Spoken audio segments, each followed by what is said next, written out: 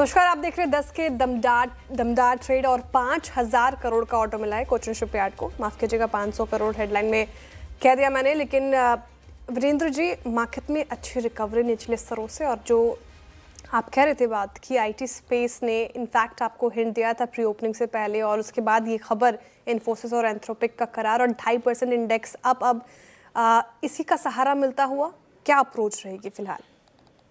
बिल्कुल श्रेया, देखिए हमने वो बाय ऑन डिप्स की बात की थी, मैंने कहा भी था कि 9:37 तक हम एक बात करेंगे बाय ऑन डिप्स की। देखिए श्रेया, बैंक निफ्टी ने बखूबी 10 डेमो को डिफेंड किया। You have a trigger for expiry day. Nifty IT जिस तरीके से चल रहा है, मैं आपसे कुछ देर पहले आपको एक मैंने लेवल दिया था श्रेया, 25,670,175 यहीं पर मैं, क्योंकि देखिए एक्सपायरी डे है, सारे stop losses, targets, buy, further additions जो होते हैं ना, वो लेवल्स टू लेवल चलते हैं। आप ये समझ लीजिएगा कि लास्ट जो एवरेज, जो कि कल भी पार नहीं हुआ था, दैट वाज 50 डेमा, और वो आता है 25,675 पर। 675 बाइसेक्ट हो गया, तो ये निफ्टी और एक बड़ा स्पाइक देगा टुवर्ड्स RS1। देखिए बेस ने अपना काम बखूबी कर दिया। बात थी ट्रेड्स को कलेक्ट करना, डिप्स को बाय करना on expiry date towards base 1। क्या डिफाइन किया था मैंने सुबह सुबह? That was put writers zone and 20 day exponential average. 1.82 का पीसीआर प्रीवियस स्टैट्स के मुताबिक उसने काम किया। बट अब हमें नेविगेट करना है 50 डेमा को। लेके आइए RS1 दूर है, RS1 कॉल राइटर्स का जोन है, बट उससे पहले that average 50 day exponential average वो आता है 675 पर। अगर वो हम क्रॉस कर गए श्रेया, तो आप यकीन मानिए निफ्टी 50-60 पॉइंट ऐड करने की पूरी पॉसिबिलिटी रखता है, specially under the impression of Nifty IT और निफ्टी बैंक। मैंने सुबह भी कहा था, कल आप ओवरशूट कर गए थे, आप बहुत तीव्र थे, 61,000 पे कॉल राइटर आ गया था। एक बार वो पिरामिड्स लेके आइए फिर प्लीज जरा, जो सुबह हमने जिस पे बातचीत की थी, अपनी बातचीत का जिसको आधार बनाया था, क्या था 60,606, क्या था 60,409 Shreya? That was put writers zone and 10 day exponential average. कल 60,000 का पुट राइटर उठ के आ गया था 60,500 पे। उस डिप को हमें ग्रैब करना था, बेसमेंट को। अब निफ्टी के चार्ट लेके आई, निफ्टी बैंक के आया, 10 डेमा को टेस्ट किया, पुट राइटर्स के जोन को टेस्ट किया। नाउ ऑलमोस्ट 6,800 श्रेया, उस पॉइंट से अब करीब 250 पॉइंट बाय ऑन डिप्स के लेवल से काम करता हुआ। श्रेया, मार्केट से डे हाई।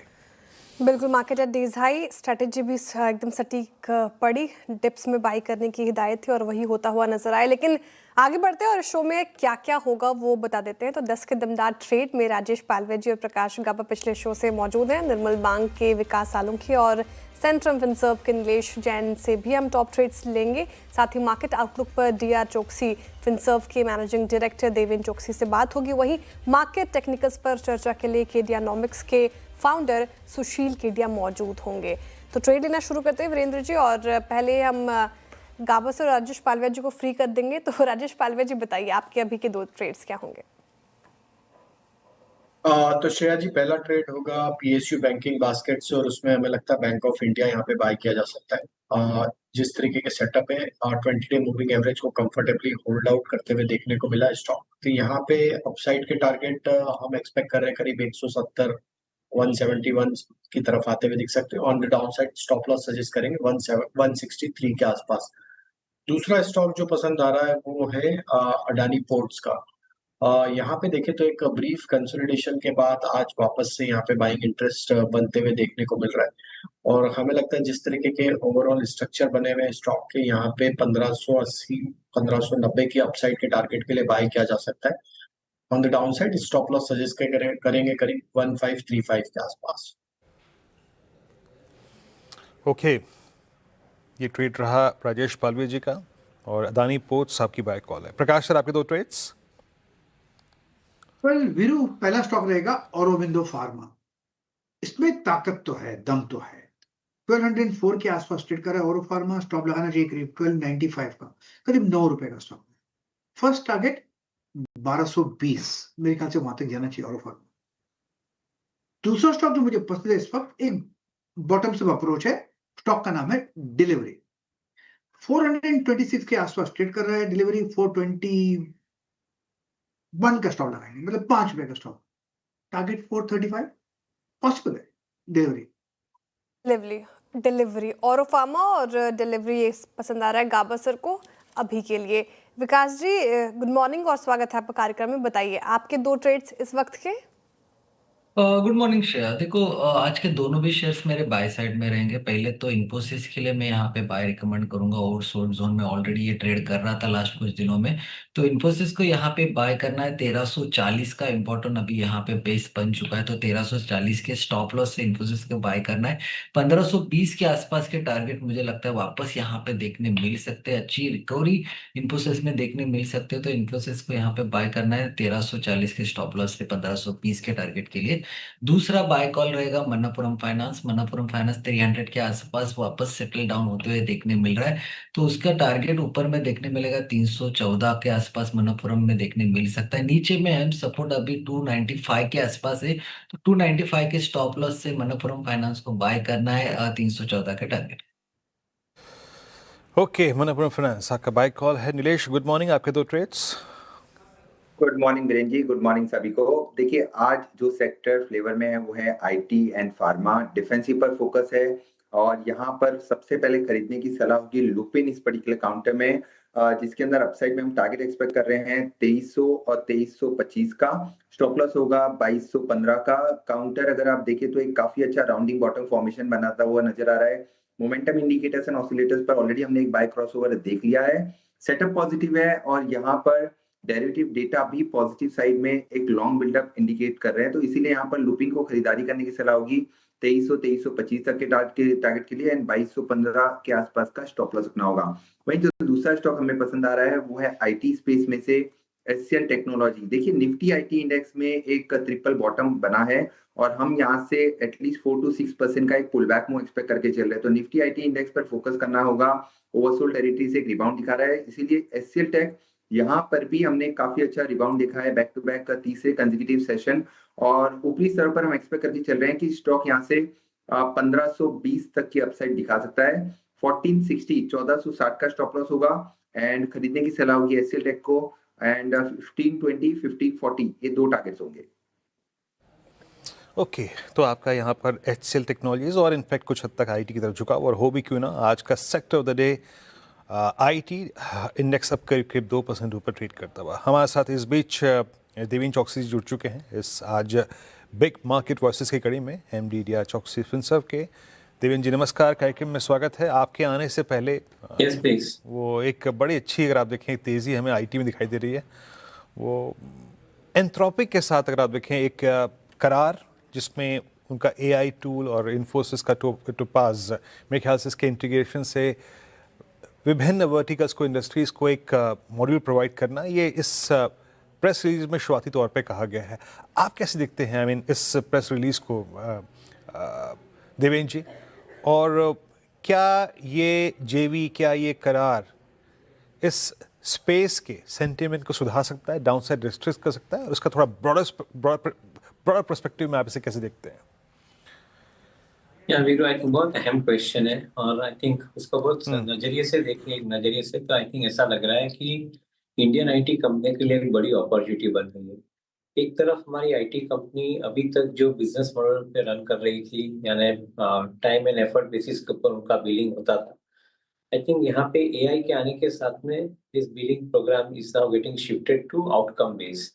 तो आई थिंक मैं इसको बहुत अहम समझता हूँ, क्योंकि जब भी आप आउटकम बेस्ड कस्टमर, जब भी आपके पास आउटकम बेस्ड कॉन्ट्रैक्ट साइन करता है, which means that even the companies are basically providing the solution approach, I think, to every subject. और उसके अंदर AI का रोल बहुत महत्वपूर्ण है, because I think we are using AI, we are not only solving the part of business analytics, but we are also solving the part of coding. और coding के बाद जो टेस्टिंग का जो प्रोग्राम है, वो भी आई थिंक पूरे का पूरा सॉफ्टवेयर डेवलप करने के बाद जो टेस्टिंग का प्रोग्राम है, उसका भी आई थिंक ये महत्वपूर्ण रूप से एक AI के माध्यम से कंप्लीट कर सकते हैं।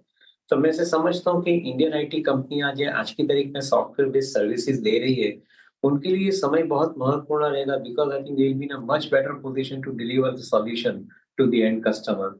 सो we feel that I think this could be I think one of the better times for some of the Indian IT companies. और शायद जो करंट फॉल है मार्केट के अंदर, जिसके अंदर फियर ज्यादा है, कन्विक्शन कम है, तो फियर का जो एडवांटेज लेना चाहिए, वो एडवांटेज शायद ये मार्केट के अंदर आज की तारीख में मिल रहा है। At lower valuations, some of the IT companies are available, which to my mind, I think the downside risk is protected.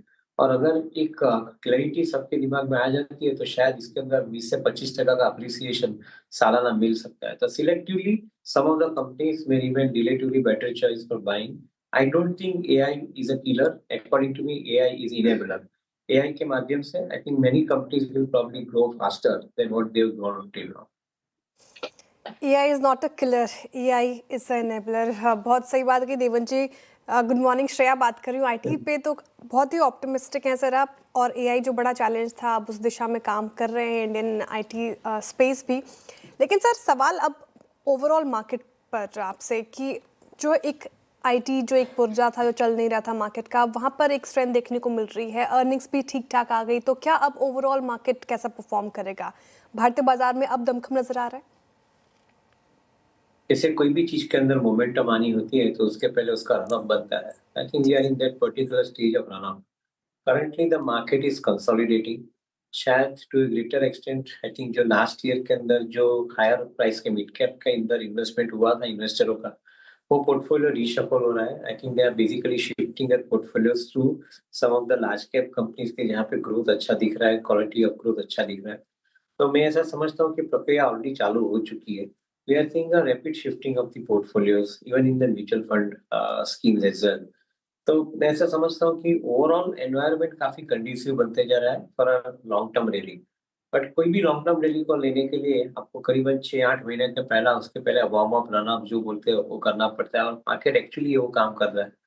If you are reading it right, probably I think in the new financial year, things are likely to turn out relatively better. जो हिसाब से companies के नतीजे आए, जो हिसाब से management की कमेंट्री बन रही है, I think 4 to 6 quarters from now on, not only the top line growth but also the bottom line growth with margin. ये most of the companies have confirmed it. So I think we remain reasonably optimistic about the possibilities. और ये मैं ऐसा समझता हूँ कि market के अंदर अपॉर्चुनिटी मिल रही है at lower levels.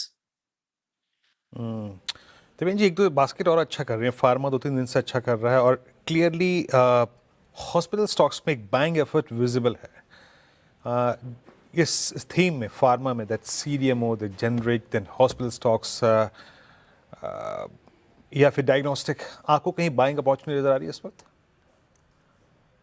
Well, I think CDMO and API space continues to remain good. जो कंपनी प्रीडोमिनेंटली इनके अंदर काम कर रही है, जिसके अंदर डीवीज है, लॉरस है, आई थिंक वो कंपनीज के कस्टमर की जो ऑर्डर्स भी उनके ऊपर प्लेस की गई है।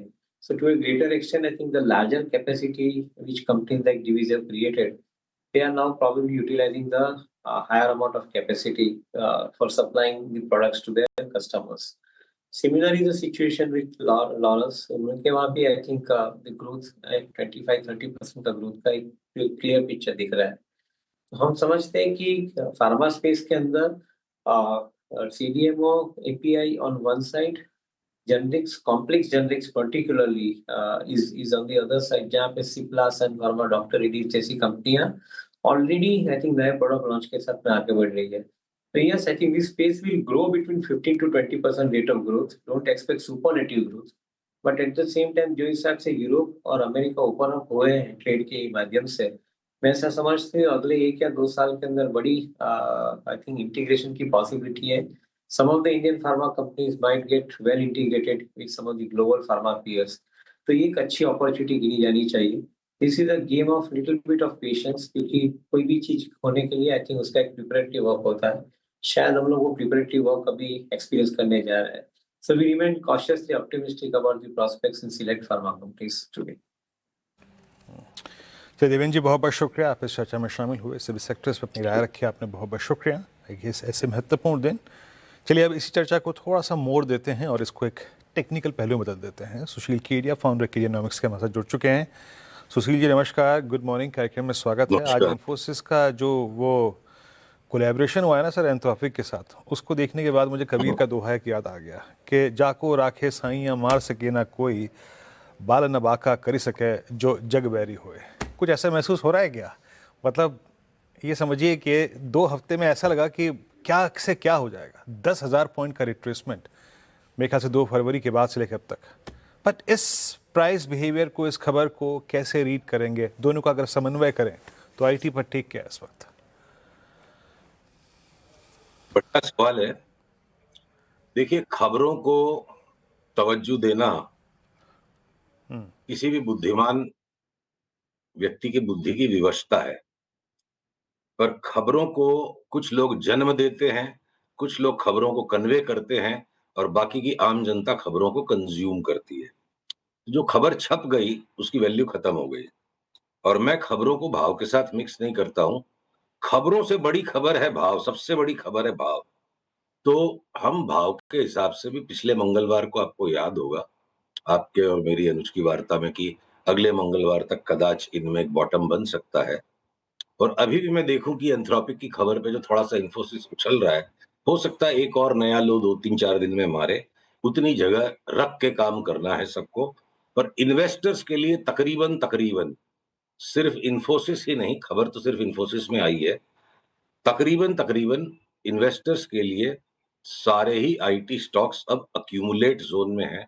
स्ट्रेट लाइन अप ट्रेंड अभी भी मटेरियलाइज हो जाएगा, इसका एविडेंस हाथ में नहीं है। तो जिनको लिवरेज्ड पोजीशंस लेनी हो, थोड़ा सहम के काम अभी भी करें। पर we are broadly in a buy zone और जैसे आईटी सेक्टर का बॉटम बनेगा, तो जो एचसीएल टेक और टेक महिंद्रा हमारे लार्जर स्टॉक्स में से पिछले 6 महीने से मोस्ट फेवरेट रहे हैं, वो सारे के सारे सब्सटैंशियली हायर बॉटम बना रहे हैं कंपेयर टू मार्च अप्रैल। और ये हायर बॉटम इंडिकेट करता है कि एचसीएल टेक और टेक महिंद्रा में अगर 50% तक की भी छलांग आ जाए यहां से लेके दिवाली तक, तो हमें कोई अचरज नहीं होगा। और इन्फोसिस, टीसीएस, विप्रो अपने वजन के कारण, ग्रेविटी के कारण ये 20-22% तक की अप मूव की स्पेस क्रिएट कर सकते हैं और 1-2-2.5% की जगह अभी भी इस भाव से हो सकती है कि नीचे की तरफ अभी भी जगह बनी हो। उतनी ओके, रिस्क आपको ध्यान में रख के काम करना है। ये आईटी पे टेक हो गया सुशील जी आपका। गुड मॉर्निंग, श्रेया बात कर रही हूँ। आज की खबर की हमने चर्चा कर ली और एक और खबर कल आई थी कैपिटल मार्केट स्पेस में। आरबीआई की ओर से जो ये सख्ती हुई है सुशील जी, अब बैंक से इतना इजीली लोन नहीं ले पाएंगे ब्रोकर्स। उसके बाद भी कैपिटल मार्केट स्पेस ने देखे तो रिकवरी दिखाई। अब आपका टेक क्या हो रहा है कैपिटल मार्केट स्पेस को लेकर? क्या हमें ज़रूरत है अभी थोड़ा सेग्रीगेट हो जाना इस स्पेस में, या फिर ओवरऑल भी आप पॉजिटिव हैं? देखिए, आरबीआई के इस निर्णय पे 2 टिप्पणियां बनती हैं।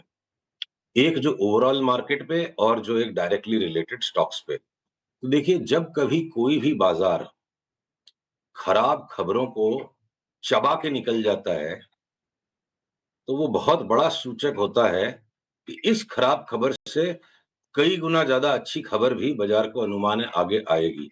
ए market that chews away bad news is ready to gallop up. और कल निफ्टी ने छोटा सा गैप डाउन करने के बाद वो बिहेवियर डिस्प्ले किया। और अब हम आए कैपिटल मार्केट स्टॉक्स पे। तो देखिए, अलग अलग कैपिटल मार्केट के स्टॉक्स अपने अप ट्रेंड्स के अंदर अलग अलग पोजीशन पर हैं। तो कुछ स्टॉक्स थोड़ा ज्यादा करेक्ट कर जाएंगे, करेक्शन ही देख रहा हूं मैं, कोई बेयर मार्केट इनमें संभव नहीं है। और भाई, धंधा थोड़ा सा कम होगा, पर रहेगा तो इन्हीं के पास, इनका और कोई विकल्प तो है नहीं।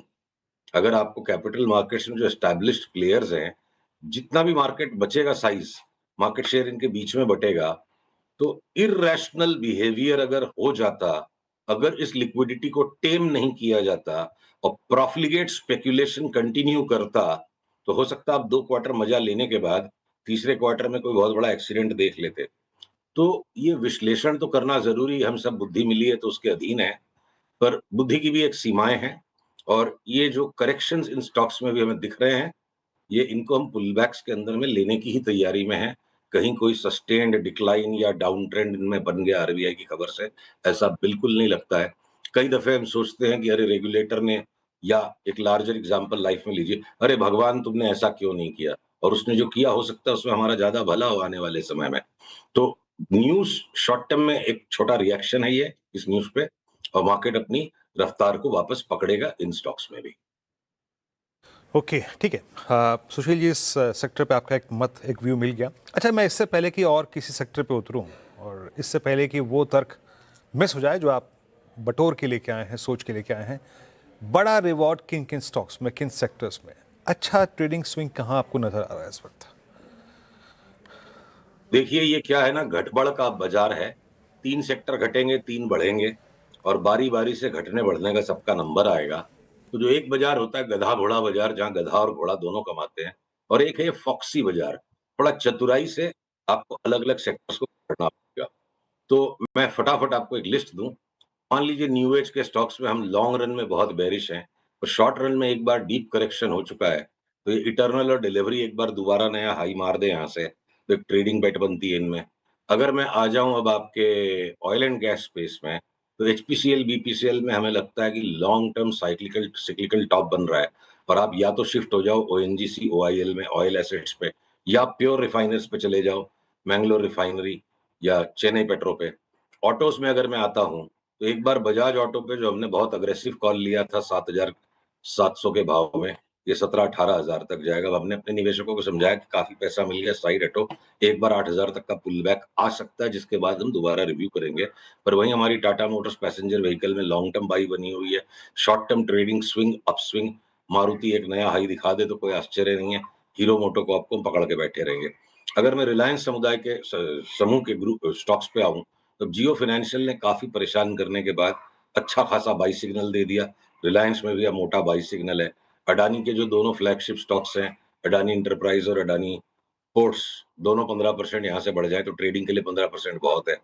अगर मैं बैंक्स पे लौटता हूँ, तो जिस एचडीएफसी बैंक से हमने लगातार परहेज रखा पिछले 1.5 साल, अब हमारे यहाँ एचडीएफसी बैंक में एक बार 1100 की चाल का बाई सेटअप रेडी है। और वहीं पर जिस इंडसइंड बैंक पे या जिस एक्सिस बैंक पे हमने लास्ट 6 महीने लगातार तेजी का दांव लगाया, अवाम हेजिटेंट है कि इनमें से निकलना है। इंश्योरेंस पे आप लौटे तो बहुत थकाने के बाद एलआईसी ने अच्छा खासा बाई सिग्नल दे दिया, 1100 की चाल शुरू हो चुकी है। और वहीं एचडीएफसी लाइफ भी अब तैयार है बिल्कुल कि एक बार यहाँ से 20% वो बढ़े। मैं बाकी के अगर आपके स्टॉक्स पे आऊं, जिनमें कि देखिए कुछ सेक्टर्स के नाम ऐसे हैं कि 1 मिनट आप दीजिएगा मुझे। हाँ, मीडिया एंटरटेनमेंट में हमें लगता है कि जो कचुम्बर पिटाई इनकी होनी थी लंबे समय तक 2 साल, अब ये सारे के सारे across the board 2 bagger, 3 bagger, 4 bagger बनने तैयार है। चाहे वो ज़ील हो, चाहे वो टीवी टुडे हो, चाहे नेटवर्क 18 हो, चाहे एनडीटीवी हो, इवन सन फार्मा जैसा भारी भरकम सन फार्मा बोल रहा हूँ, सन टीवी जैसा भारी भरकम स्टॉक यहाँ से डबल हो जाए। जिस सारेगामा पे कभी हम बहुत अग्रेसिवली काम करते थे और साल भर चुप हो गए, अब उसके भी डबल होने के दिन लौट गए। तो अगर टेलीकॉम स्टॉक्स के अंदर वोडाफोन पर कड़ी निंदा के बावजूद हम 6 रुपए से बने रहे, 12 तक गया, थोड़ा पुल बैक आया, अब 18 की चाल इसमें एक तरफ शुरू हो चुकी है। वहीं इंडस टावर्स पर अगर हमने एक बड़ा कॉल लिया था नीचे 330 से, वो 475 का खाली टारगेट पूरा नहीं हुआ, पैटर्न पूरा हो गया, उससे निकलेंगे, क्या पता 400 में दोबारा लेंगे। पर वहीं जिस भारती पे हम लगातार परहेज करते आए, अब भारती की तैयारी हो चुकी है, वो न्यू हाई की तरफ भागे। तो अलग-अलग स्टॉक्स अलग-अलग टाइम पर अलग-अलग काम करेंगे, और 2026 का साल अगर इसको एक मुहावरे की तर्ज पे लिया जाए, गधे घोड़ों का बाजार नहीं है, ये लोमड़ियों का बाजार है। आपको फट से लेना है, फट से बेचना है। ओके सुशील जी, सारे स्टॉक्स की सूची आपने हमारे साथ शेयर कर दी, सभी लिस्ट और सभी स्पेसेस पर अपनी राय रखी। बहुत शुक्रिया आज हमारे साथ जुड़ने के लिए, तमाम सवालों के जवाब देने के लिए। इटर्नल और स्विगी पर सुशील जी ने भी बात की थी, इनफैक्ट कह रहे थे यहाँ से अच्छा मूव एक्सपेक्टेड है, लेकिन इटर्नल स्विगी लेकर आइए, आज गिरावट है और गिरावट के पीछे एक कारण भी है, कारण समझ लेते हैं। नुपुर हमारे साथ स्टूडियो में मौजूद है। Nupur, good morning. Eternal Swiggy कमजोर है आज, क्या खबर? बिल्कुल, गुड मॉर्निंग। सबसे पहले जो आपको टॉप लूजर में इटर्नल और स्विगी ही नजर आएंगे। यहाँ पे बड़ी खबर आती हुई दिखी है, कर्नाटका सरकार की तरफ से कुछ अनाउंसमेंट आए जहाँ पर उन्होंने बड़ा फैसला लिया है।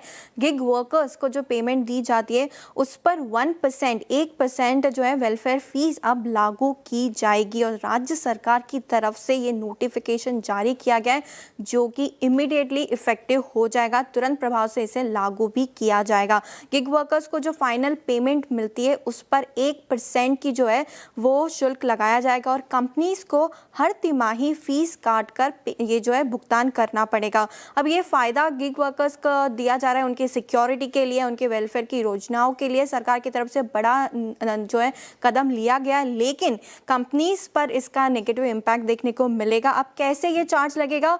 जो 2 व्हीलर डिलीवरीज होगी उस पर 1% चार्ज लिया जाएगा। हालांकि यहाँ पे कैप किया गया है 50 पैसे प्रति ऑर्डर के हिसाब से इसे चार्ज चार्ज लगाया जाएगा। कितना असर होगा इस पर आपको नज़र रखनी है, क्योंकि इटर्नल स्विगी के जो मार्जिन है वहाँ पर दबाव देखने को मिल सकता है। प्रति ऑर्डर नया कॉस्ट जो है वो ऐड ऑन होते हुए दिखेगा। फूड डिलीवरी पहले से ही इन कंपनीज के लिए लो मार्जिन बिजनेस हुआ करता था, और ये जो नया अब लेवल लगाया जाएगा, नई फीस जो लगाई जाएगी, इसकी वजह से कंट्रीब्यूशन मार्जिन पर भी असर देखने को मिल सकता है। एज ए कस्टमर आप पर कितना इम्पैक्ट होता है, हो सकता है कंपनीज ये आपको पास ऑन करे, लेकिन कंपटीशन के चलते ये ऑब्जर्व भी कर सकती है। तो देखना होगा कंपनीज क्या इसका लेती है अपना फाइनल स्टेप, मार्जिन्स पर इम्पैक्ट होगा या इसे पूरी तरह से पास ऑन किया जाएगा। ओके नुपुर, बहुत बहुत शुक्रिया इस कहानी को बयां करने के लिए। आज के दो स्टॉक्स आपकी स्क्रीन पे, इटर्नल अभी भी करीब 280 पे ट्रेड करता हुआ, टिलो की ट्रैजेक्टरी के आसपास, पूरा सेगमेंट थोड़ा सा बैकफुट पे है।